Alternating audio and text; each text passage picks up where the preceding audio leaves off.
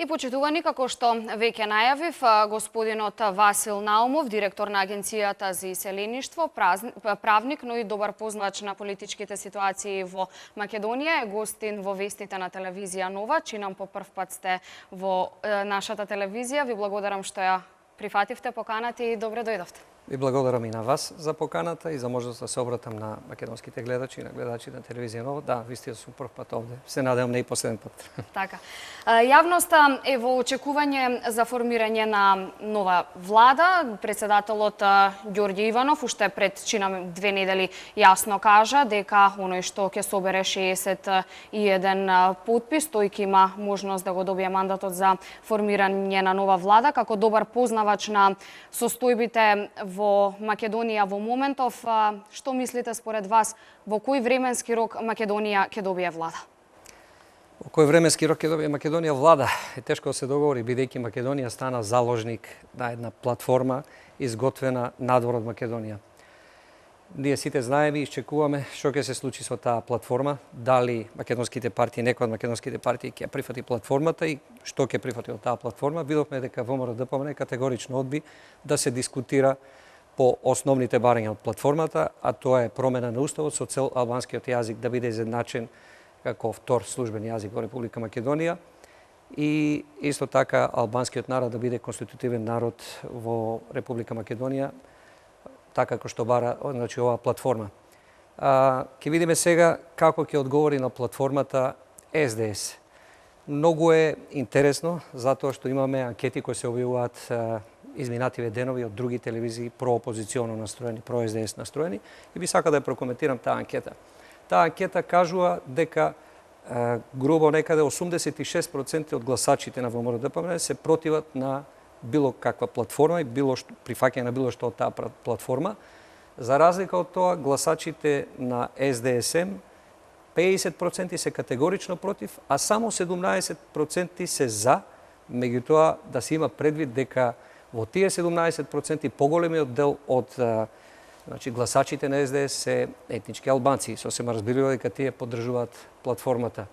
Ќе биде многу интересно како ќе се постават албанските партии, ДУИ и останатите партии по однос на понудата која што им е испратила СДС. Не знаеме каква е таа понуда, а уште поинтересно ќе биде кога ќе ја дознаеме понудата на СДС. Во секој случај, на крајот ќе има едно големо разочарување.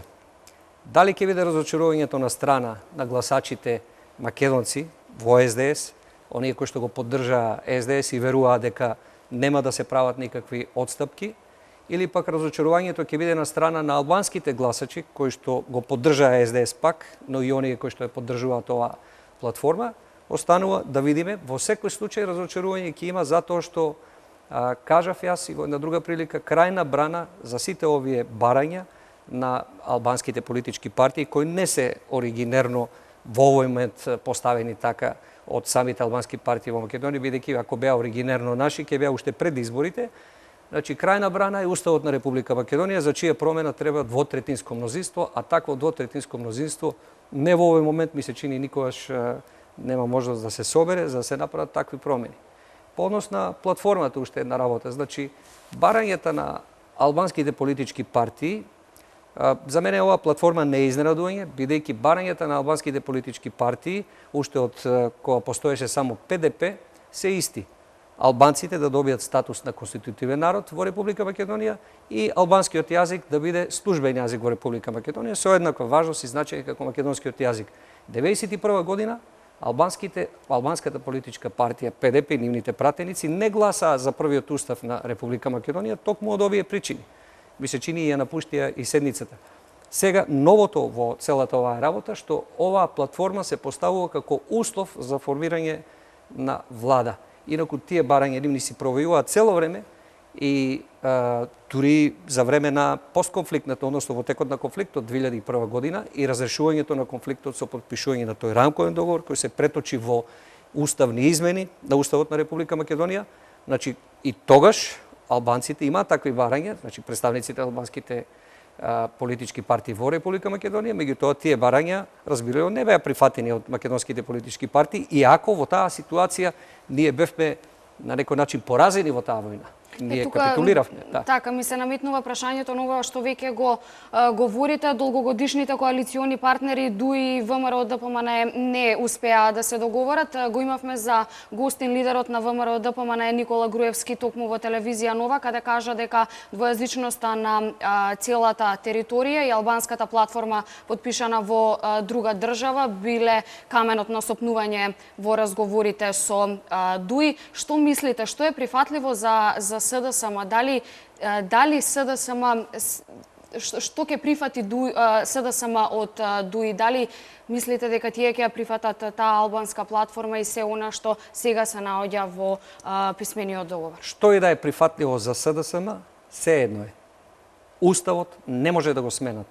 Ниту СДСМ, ниту сите албански партии. Еве им апел до СДСМ и до албанските партии.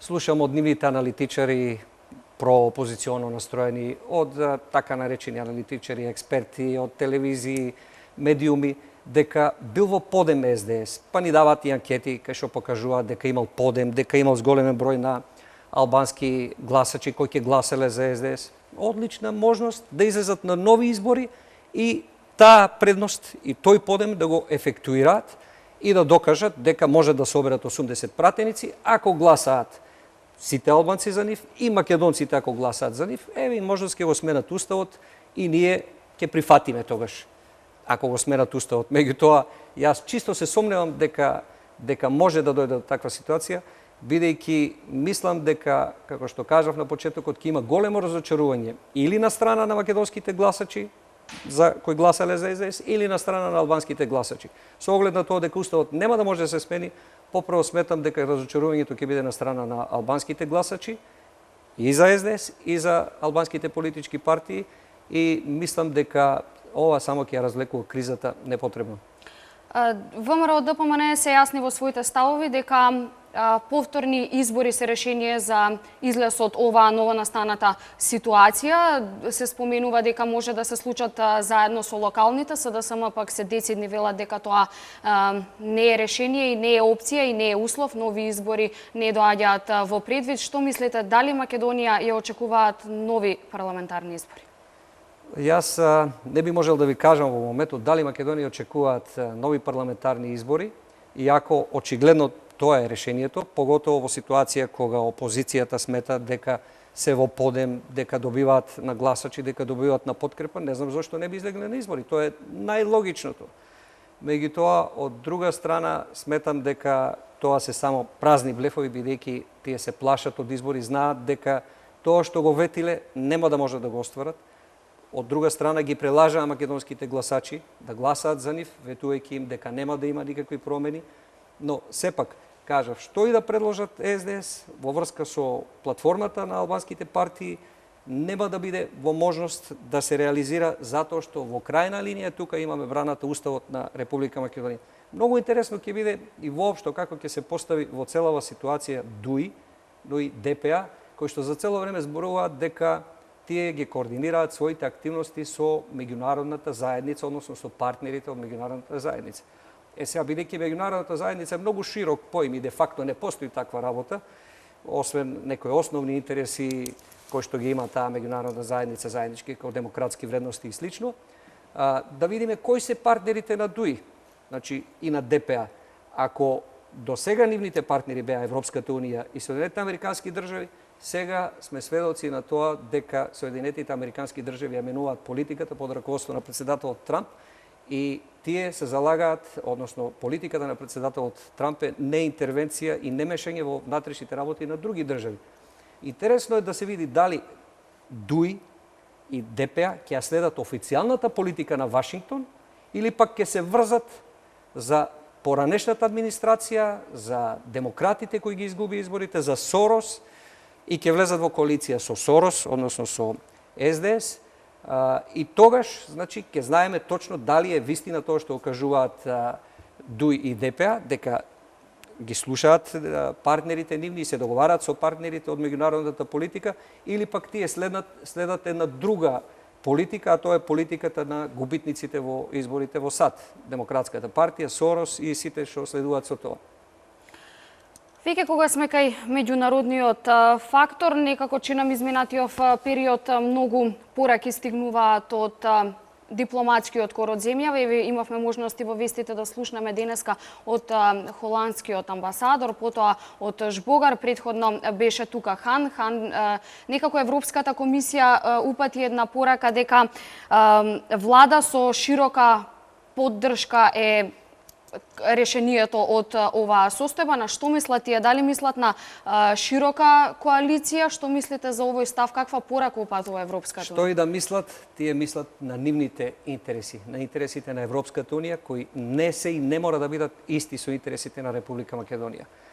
За таа Европска унија ли ми зборувате што 92 година донесе декларација со која што во Лисабон во јуни месец, со која што кажа дека ќе ја признае Република Македонија под услов ако името Македонија не фигурира во името на нашата држава. Ја сменија тие таа декларација или што направија? Колку што знам, сите ја признаа Република Македонија под провизорното име, привремено и чекаат да се разреши тоа, веројатно со тоа што ќе го избришеме името Македонија од името на нашата држава. Тоа нема да се случи.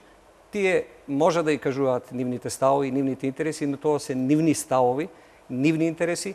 Повеќе не можеме да зборуваме за унисони ставови на Европската унија и на САД, бидејќи кажав, председател Трамп ќе води сосема поинакви политики.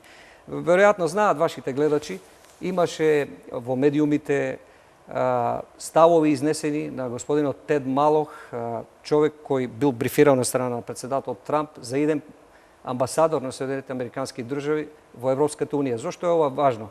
Ставот на господинот Тед Малох, фактички тој го пренел ставот на господинот Трамп, дека тој смета дека Европската унија не е голем обожавател на Европската унија и дека Европската унија ја водат неизбрани бюрократи. Исто така кажал дека тој учествувал порано како дипломат во растурањето, во размонтирањето на една унија претходна, мислејќи на појаснил Советската унија, а дека сега на една друга унија и треба припитомување. Или прашан за господинот Јункер какво е неговото мислење, господинот Тед Малох кажал дека тоа е слушнал за него, дека бил добар градоначалник во некое таму место во Луксембург и дека би било добро да се врати таму.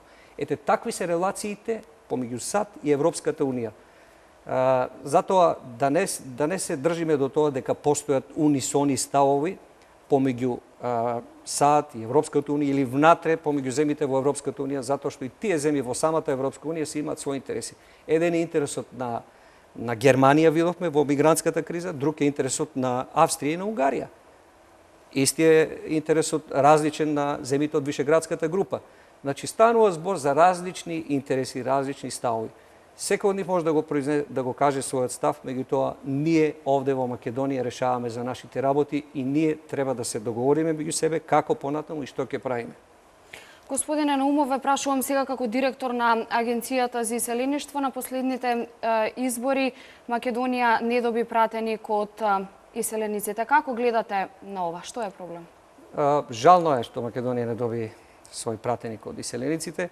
Меѓутоа, во многу наврати иселениците, ние организираме секоја година годишна конференција на иселеничките организации и една од темите која што секогаш ја разгледуваме е изборниот законник, можностите, начините, поставката за вклучување на иселениците во избирачкиот процес во Република Македонија. На сите овие средби ги завршувавме со еден единствен заклучок дека треба да се овозможи на македонските иселеници олеснет начин на остварување на своето право на глас. Што значи тоа?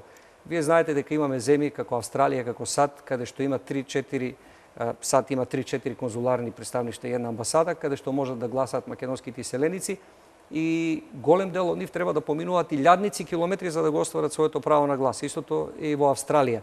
Со цел да се овозможи еднаков пристап, достап на македонските иселеници во остварување на нивното право на глас, требаше да се најде начин како ќе им се олесни да го остварат своето право на глас и тоа по пат на електронска пошта или по пат на пошта да гласа, значи да се најде начин кој што нема да ги става во неравноправна ситуација македонските иселеници. За жал, бидејќи изборниот законник се носи со консензус на политичките партии, таков консензус не само што не се постигна, туку се постигна обратен консензус да се измени изборниот законник во правец да де факто се оневозможи представувањето на македонските иселеници и се тоа поради стравот на опозицијата, која знае дека нема никаква поддршка во македонското иселеништво, дека ВМРО ДПМН ќе ги освои и трите пратенички места во диаспората.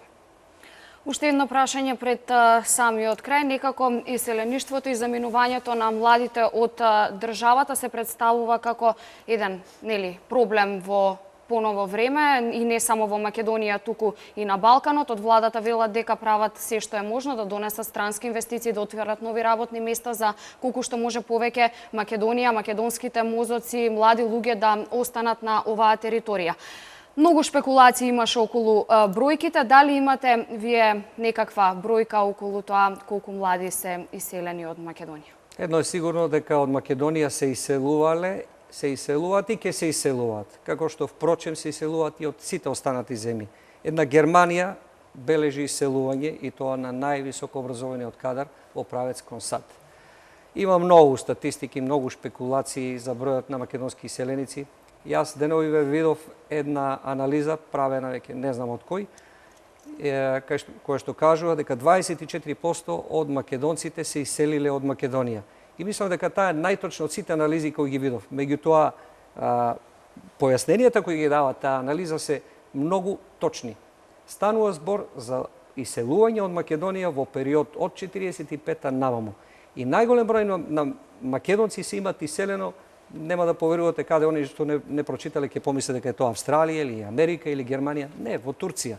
Бидејќи преселбите 50-тите години, голем број на македонци со исламска вероисповест, голем број на турци кои живееле во Македонија се имат иселено во Турција, така да ако станува збор за околу 600.000 лица иселени од Македонија, тоа е 24% од прилика, тогаш значи најмалку 200.000 лица се имат иселено во правец на Република Турција, а останатите лица се имат иселувано во текот на сите овие години, значи и за време кога одеа како гастарбајтери во Германија и во Австралија и во Америка, па и до денешен ден, така да тоа е процес кој што трае и ќе трае. Работа е на владата да ги подобрува општите услови, бизнис климата, можностите за вработување, да влегуваат странски компании како што влегуваат и на тој начин да се намали одлевањето на кадрите од Македонија, да се намали иселувањето од Македонија. И јас сум оптимист дека ако продолжи ова владина политика на намалување на невработеноста, на привлекување на странски инвестиции, дека за 10 години, еве држите ме за зборот, за 10 години ќе почне обратен процес на враќање на македонците назад. Затоа што јас имам контакти со иселеници насекаде, посебно во Европа, кај што беше тешка економска криза, во Италија. Сите размислуваат како да дојдат во Македонија, како да инвестираат и бараат некакви можности, начини да се преселат назад. Велат, кога би имал можност да инвестирам нешто мало, нешто за моето семејство, би се вратил, не сакам да живеам надвор од Македонија. Господине Наумов, ви благодарам за гостувањето во вестите на телевизија Нова и се надевам на понатамошна наша соработка. Почитувани, ви благодарам за вниманието со кое што не следевте. Веќе следниот информативен блок е во 17 часот. Со вас ќе биде колегата Гоце Михајловски. Од мене пријатно.